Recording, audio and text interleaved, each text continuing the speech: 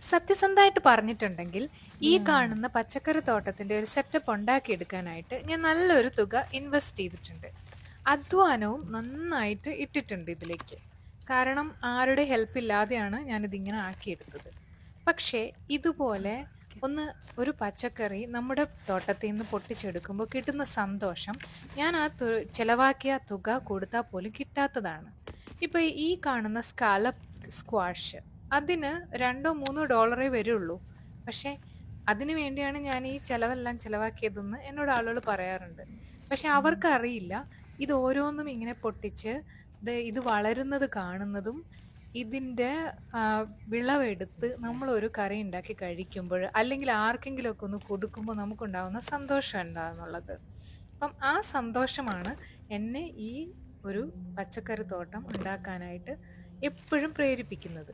അതുകൂടാതെ തന്നെ ഞാൻ ഇവിടെ സ്പെൻഡ് ചെയ്യുന്ന സമയം മറ്റെല്ലാം മറന്നിട്ടുള്ള ഒരു മെഡിറ്റേഷൻ ആണെന്ന് പറയാം. നമ്മളിപ്പോൾ ഇരുന്ന് മെഡിറ്റേഷൻ ചെയ്യണം എന്നൊന്നുമില്ല.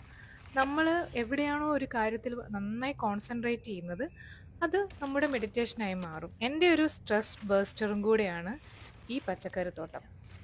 എനിക്ക് ഏറ്റവും അധികം സ്പെൻഡ് ചെയ്യാൻ ഇഷ്ടമുള്ള സ്ഥലമാണിത്.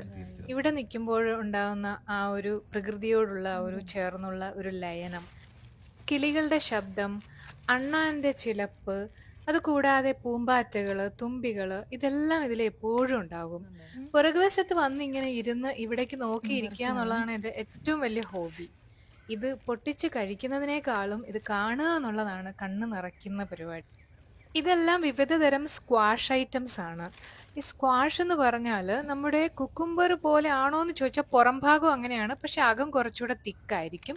ഞാനത് ഒരു തവണ തുറന്ന് കാണിക്കാം, അപ്പോൾ നിങ്ങൾക്കത് മനസ്സിലാകും. ചിലരൊക്കെ കണ്ടിട്ടുണ്ടാകും. അപ്പം പലതരം സ്ക്വാഷുകളാണിത്. നമ്മൾ അവിയൽ ഉണ്ടാക്കാം, സാമ്പാർ ഉണ്ടാക്കാം. അപ്പം ഞങ്ങൾക്കൊരു അവിയൽ പ്ലാൻ ഉള്ളതുകൊണ്ട് ഞാനൊരു 2 പച്ചത്തക്കാളി കൂടെ മുറിച്ചെടുക്കുവാണ്. കുറച്ച് കേടായ 2 തക്കാളി നിന്നിരുന്നതാണ്, അതുകൂടെ ഞാനിവിടെ മുറിച്ചെടുക്കുന്നു. അപ്പൊ ഇന്നത്തേക്ക് അവിയലിനുള്ള സംഭവങ്ങളൊക്കെ ആയിട്ടുണ്ട്. പിന്നെയാണ് ഞാൻ ഓർത്തത് കുറച്ച് ഉരുളക്കിഴങ്ങ് കൂടി പൊട്ടിച്ചെടുക്കാമെന്ന്. അങ്ങനെ ഞാൻ നോക്കിയപ്പോൾ ഉരുളക്കിഴങ്ങ് 3-4 കിട്ടി. പക്ഷെ അതെല്ലാം ചെറുതാണ്, വലുതാവാൻ കുറച്ചുകൂടെ സമയം എടുക്കുമായിരിക്കും. അപ്പോൾ നമുക്ക് അവിടെ വിട്ടേക്കാം.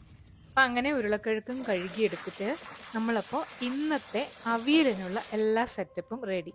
സന്തോഷവും.